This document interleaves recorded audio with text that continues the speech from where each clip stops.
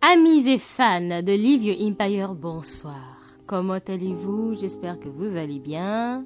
Alors, me nomme Sachaka, je suis avec vous ce soir pour continuer dans ma noble tâche qu'est la rubrique feuilleton. Alors, pour les anciens, on va continuer avec le feuilleton que nous avions entamé.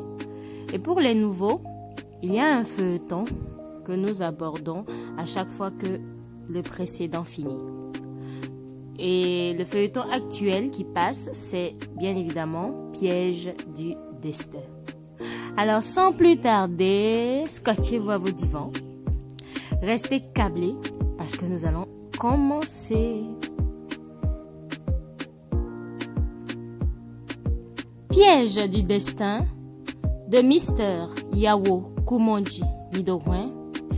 Chapitre 16. Les coupables. Ce matin, vers 11h à Civita, un véhicule de la police, à bord duquel des agents, vient de garer devant la boutique d'Ademaplay. À l'intérieur de la boutique, Dojiko est à son poste, en train de faire des enregistrements dans le registre des ventes. Deux autres employés se chargeant de charger les comptoirs. Les policiers sortent avec une allure démontrant clairement que leur présence encore en ces lieux, ce matin, a un rapport direct avec la boutique d'Ademaplay. L'un de ces employés, du nom d'Edzame, se murmure « Que vient encore faire la police ici ?» Dojiko, l'ayant écouté, dresse son cou pour voir ce qui se passe au dehors, sans tout de même se lever, à forte raison, quitter son siège. Dans le même temps, la voiture de leur patron, appelée pour une urgence au magasin, vient aussi de garer, sans avoir aucune idée à l'avance des agents de la police sur lesquels il vient de tomber par surprise à son tour. « Patron aussi vient d'arriver », dit l'autre employé qui se charge aussi des comptoirs. « Patron ?» chuchote Dojiko. Il se lève pour sortir voir, tous ignorant toujours ce qui se passe et se questionnant. À la vue de la police devant sa boutique à son arrivée, Ademaplay sort et les approche avec un air de surprise. « Que se passe-t-il ici, devant ma boutique ce matin ?» demande-t-il. Gentil saute subitement de la voiture sous son regard ahuri. « Toi, tu fais quoi dans une voiture de police ce matin? Tu n'es pas allé au cours ?»« Non, Daddy, je ne suis pas allé au cours. » Ademaplay exhibe un tempérament chaud. « Et tu fais quoi dans les mains de la police pour m'appeler pendant que moi, je te croyais sur le campus? Depuis quand commets-tu des bêtises pour avoir de problèmes avec la loi? Et tu crois que moi, j'ai quoi à faire dedans? Je t'ai envoyé faire des études, pas pour m'appeler à d'éventuels problèmes avec la police. Doucement, monsieur Msugan, et préservez votre ardeur, lui ordonne un policier. Daddy, ce n'est pas à moi le problème. Plutôt à toi et ton cher gérant ainsi que deux autres de tes employés. Si j'avais un problème avec la loi, ce serait à la maison où on m'aurait emmené et non à la boutique au marché, comme si nous résidions ici, et libres, tel que tu me vois. Les derniers mots de Gentil piquent son père, qui s'y voit ridiculisé en moins réfléchi. Dojiko, en l'écoutant de son côté, est pris de panique. Son sang ne fait qu'un tour dans son corps. Il voit un danger imminent. L'agent de police enchaîne. Nous sommes là pour une arrestation à l'encontre de M. Dojiko et deux de ses camarades de votre magasin, du nom de Folikwe et d'Elias. Je ne comprends rien. Ils ont fait quoi? Vous comprendrez dans un instant une fois au commissariat, M. Osuga.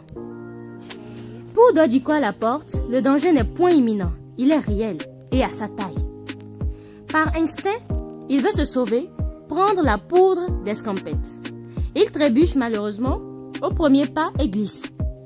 Les corps habillés se saisissent de lui et le menottent, ainsi que ses deux camarades, et les emmènent. Ademaplay, toujours pas encore éveillé, les suit aussi avec sa voiture. Qu'est-ce qui ne va pas avec mes employés, monsieur le commissaire? Ils ont commis quel délit? Demande-t-il arrivé au commissariat. Monsieur Nsugan, votre fils ici présent a découvert que votre boutique vidée, il y a plusieurs mois déjà, n'est pas l'œuvre de celui que vous avez fait emprisonner, mais de ces trois cambrioleurs que vous voyez assis là. Cambrioleurs? Du cambriolage? De quoi vous me parlez là? S'étonne-t-il, mine hostile, jetant un regard abasourdi à Dojiko. Dojiko baisse la tête.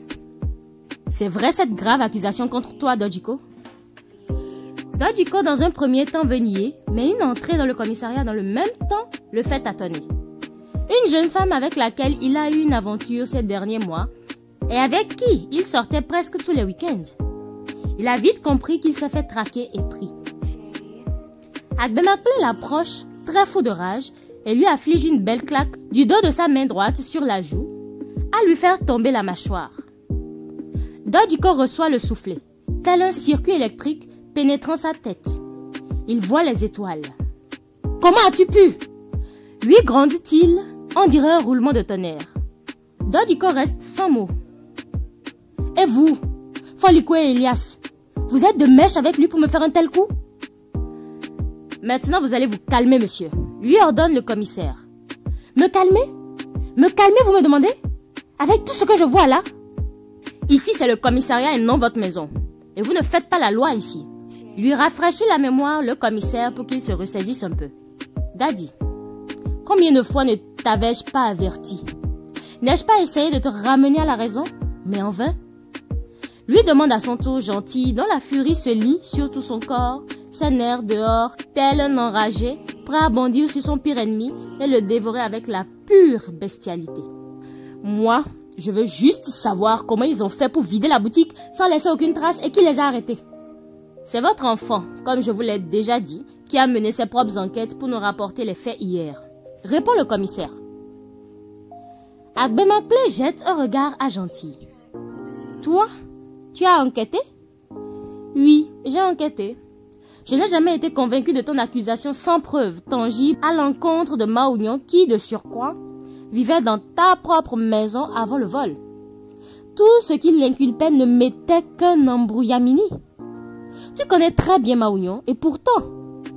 Et comme tu ne voulais rien entendre de personne, j'ai pris les choses en main moi-même en demandant l'aide à une camarade du campus que voici. Elle s'appelle Lawe. Elle a accepté m'aider.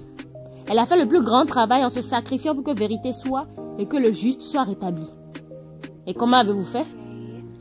Si vous voulez avoir même le diable, placez-lui une femme. Déclare Gentil avant de poursuivre. J'ai commencé à surveiller de près en catimini tes employés du magasin quand, à notre retour des vacances, j'ai appris ce qui s'est passé. Maounion enfermé sans aucune preuve palpable. Je me disais toujours que toutes ces histoires sont fausses et qu'il y a quelque chose quelque part de louche comme complot qui met innocemment Maounion en conflit avec toi. C'est ainsi que les surveillants de près, à leur sortie de la boutique les soirs, ce qui justifie mes absences fréquentes remarquées durant tous ces derniers temps à la maison chaque soir, jusque dans la nuit, j'ai découvert que ce soir, Gentil suit encore Dojiko, qui était le gérant du magasin de son père avant Maounion, et sur qui il a le plus toutes ses idées. Il le suit alors quand il s'est arrêté à un endroit un peu à l'abri des regards pour passer un appel. « Allô, Tchalé? Je suis déjà non loin de là. Venez vite. On va casser pour aujourd'hui et nous tirer vite. J'ai une poule à croquer contre quelques monnaies trébuchantes ce soir. » Vous y êtes presque aussi. D'accord. Venez vite. Je vous attends. Bye. Gentil et un peu ahuri de cet appel, dans sa clandestinité, veut voir clair dans ce rendez-vous et de plus, savoir avec qui. Et ce qui est à casser. Alors il suit toujours Dojiko par derrière, à des pas de lui, pour ne pas se faire remarquer. Après quelques pas de marche, Dojiko s'arrête. Il promène un peu son regard pour s'assurer de ne pas être remarqué et se glisse dans une construction inachevée. Gentil s'étant trouvé une cachette pour ne pas toujours se faire voir, le suit dans chacun de ses gestes. Il prend le temps d'espérer pour voir qui viendrait le rencontrer. À peine 5 minutes, il voit paraître sous ses yeux 2 jeunes hommes dans le même élan que celui qu'il guette. C'est Folikwe et Elias, 2 employés encore du magasin de son père. Ils vont à leur tour à la construction inachevée joindre Dojiko. Après leur entrée, Gentil y va aussi. À pas lents, avec tact. Ils sont à l'intérieur pour ne pas le remarquer. Ils passent de l'autre côté pour aller derrière la maison se cacher afin de les suivre dans chacun de leurs échanges. Oh, Tchalé, Michingbe videntalo. Pour dire, les potos, vous avez accusé un peu trop de retard, hein? Dit Dojiko à ses acolytes. Oh, t'en fais pas, man. Il faut aller mollo mollo, comme toi-même tu le sais, non? Lui répond Elias. Dojiko donne un moqueur et taquin. Regardez-moi lui là. C'est en ces instants que toi tu souris. Hé, Aloba, c'est pour ça que je suis venue à Lomé, hein. Je suis venue pour être négligente, t'as dit. Je suis pas venue voir la mer quand même. Folikwe l'appuie. Si c'était pour voir la mer, je serais restée dans mes lacs là-bas à Neho. Voir la mer, contempler le lac Togo ensemble, puis me régaler dans l'embouchure. Leur langage est celui de petits trafiquants de rue, des ghettos. Fièrement, Dojiko poursuit. Allez, faisons vite et quittons ici. Je dois tirer une poule ce soir. Il faut que je lui enlève pour moi dedans, avant son bidule de mari qui va l'épouser un jour. Tu as encore accroché une autre, n'est-ce pas? Folikwe le lui demande. Toi, tu crois que quoi? Elles sont aussi là pour ça. Juste pour une soirée de bière, brochette et une somme trébuchante, non? Tu es terrible, toi. Tu n'as aucune pitié d'elles. Hein? Ce n'est pas de ma faute si elles se vendent d'elles-mêmes à vil prix, qu'elles font la vie. Hein? Moi, je les aide seulement à réaliser leurs rêves de pembèche et de filles frivoles à 1000 feux d'artifice.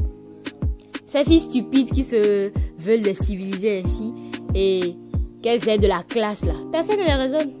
Elles racontent que c'est leur vie, que chacun se contente de la sienne. Alors ceux qui peuvent profiter, profitent d'elles. Et ce n'est pas moi qui vais rester à l'écart. Celles qui se donnent du mérite, on les respecte. Point.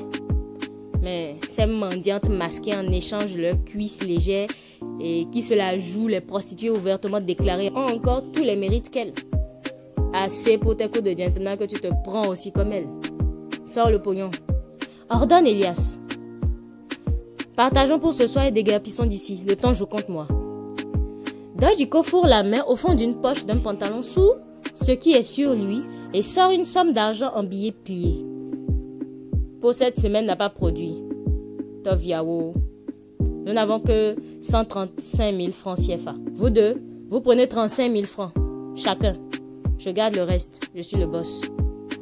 Elias est mécontent avec sa décision. Dojiko, arrête ton jeu de chaque fois. Hein. Nous courons tous le même risque. Nous ne sommes pas tes petits, ce que tu peux tout te permettre. Nous sommes tous des adultes ici. Toi, tu la fermes. Lui dit-il d'un ton catégorique. Quand il y a partage, tu as la gueule. Tu sais calculer et tu cours des risques au même titre. Man, il ne dit que la vérité. C'est quoi à chaque fois? Faille que tu nous montres dessus alors que c'est nous tous qui faisons le jeu et truquons le boss. Lui dit Folikwe, pas d'accord aussi, et qui appuie Elias. Ici, je suis le boss aussi. C'est moi qui suis à la caisse. C'est moi qui sais comment tenir le journal. Alors vous, prenez ou vous ne prenez pas. Ah oui, ton refrain de toujours. Comme si nous autres n'avions jamais fréquenté. Lui redit Folikwe nerveux. Pour le moment, ce n'est pas ce que vous avez fait comme étude que nous faisons. Il s'agit de comment je ferme les trous de ce que nous puisons dans la caisse sans que le boss ne s'en rende compte. Et c'est quand nous partageons le reste du gros lot alors. Demande Elias. Toi ne m'énerve pas ce soir. Il nous faut encore attendre avant de toucher à cet argent. Et puis, tu sais bien qu'il reste à retirer d'argent des matériels vendus. Prenons toujours le temps. Nous recevons le reste quand? Demande Folikwe. Dans 2 semaines au maximum. Donc patientez un peu les gars. Nous avons de l'argent, environ 18 millions de francs CFA à se partager. Et cet imbécile, je dis bien cet imbécile bâtard de Maounion va croupir là-bas à notre place. Donc allons mollo mollo pour ne pas éveiller les soupçons sur nous, dit-il gaillardement aux autres. Vraiment un gros imbécile il est. S'il savait, il aurait voulu ne jamais connaître le jour où ce gros con de boss lui a proposé de régner sur nous. Pour qui il s'est cru? Dit Elias. Je me le demande, lui répond Folikwe. Tchale wo, mais comment maman? Pour dire, m'avez-vous vu ça, les potos? Moi, Dojiko, moi-même, être sous ce type de rue et me plier à ses ordres. Moi! Est-ce qu'il a un instant idée de ce que j'ai dû sacrifier pour être à ce poste? Et lui, il s'est levé un matin pour me l'arracher? Le gars m'a trop frappé sur le système, quoi. Mon nom, c'est Dojiko. Mes parents ne m'ont pas nommé ainsi gratuitement. Aie juste le courage. Et tu fais ce que tu as à faire. se glorifie-t-il crânement? Tchale, mitugoro de ka de kanamaku. Pour dire, faites-moi les coups de poing, les poteaux. Leur demande fièrement Elias. Et il se donne les poings. Nous devons rester dans la pure discrétion. Moi, dès que j'ai cet argent, je me tire. Dévoile Folikwe. Non, man, nul ne se tire. L'on peut toujours soupçonner. Restons là encore un peu d'abord et mangeons. Lui suggère Dojiko. Oui, c'est ça même, man. L'approuve Elias. Voilà. Je dois aller maintenant. Prenez vos billets là. On se pince demain. Moi, je vais manger, boire et baiser cette nuit grave. Il compte les billets à ces derniers propos et leur remet leur part. Ils se prennent en accolade et ils quittent les lieux. Dojiko en premier à pas d'un chasseur, Ozage et les deux acolytes par la suite. Gentil attend un moment et fait pareil pour sortir de sa cachette pour s'en aller, prenant soin de vérifier s'il n'y avait personne pour le remarquer à chaque pas qu'il fait. Durant tout leur échange, il avait pris la peine d'éteindre son portable pour ne pas risquer un appel entrant et se faire entendre. Sur le campus, Gentil reste perdu dans ses pensées sous un arbre. Une camarade, bref, une amie passant, vient se pointer devant lui sans qu'il ne s'en rende compte. Elle s'appelle Lawe. Cette dernière lui secoue la main au visage. Eh oh! Avant qu'il ne sursaute. Oh, Lawe, comment tu vas? Ah, voilà monsieur qui ne m'a même pas remarqué, bien que je sois pointé devant lui, et qui me demande comment je vais. Dis-moi plutôt toi ce que tu as, Gentil. Donc tu es là depuis? Bien sûr. Je t'ai remarqué bizarre de loin et je suis venu il y a un instant. Mais excuse-moi, Lawe. Ça va? Au fait, ça ne va pas. J'ai un petit souci qui me tracasse énormément. Lawe en s'asseyant à côté de lui. De quoi il est question, beau mec?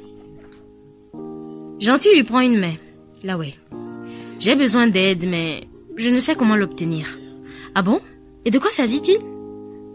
Il prend le temps d'expliquer à son ami, sur le vol du magasin, de l'emprisonnement de Maounion, de ses soupçons et de ses petites enquêtes, jusqu'à sa découverte sur Dojiko, Elias et Folikwe. Voilà de quoi il est question. Maintenant, comment les avoir jusqu'à savoir comment ils ont pu faire pour tout voler sans laisser de traces? Tel est mon souci. Je veux des preuves vivantes et devant lesquelles ils ne pourront rien nier. Ça aurait été facile pour moi si j'avais pu enregistrer leur conversation. Mais je ne pouvais pas risquer autant avec mon portable à garder allumé. Voudras-tu que je t'apporte mon soutien? Toi? Et comment? Si tu veux, dis-le-moi seulement et laisse-moi faire, en me montrant juste qui ils sont, ces 3 supposés voleurs. Vraiment? Je peux te faire confiance? Tu doutes de moi alors? Je m'appelle Reine Confiance, au cas où tu ne le sais pas. Toi aussi, là ouais. Prends-moi au sérieux un peu un jour. Lawe après un ricanement. Lève-toi de là maintenant et allons-y. Je suis prête à t'aider et déceler ton mystère que tu cherches. Allez, oust, allons. Les deux se lèvent. Ils s'en vont en se taquinant. Et voilà, c'en est fini pour aujourd'hui. Alors, Gentil a bien caché son jeu. Et cette Lawe, allez voir ce que elle a bien pu faire pour tirer les vers du nez de ces 3 voleurs. Ou de qui j'imagine. Vous imaginez comme moi? Allez, on se retrouve demain pour la suite. Sur ce, passez une très belle soirée. C'était Sachaka pour le plaisir de votre écoute. Ciao, ciao!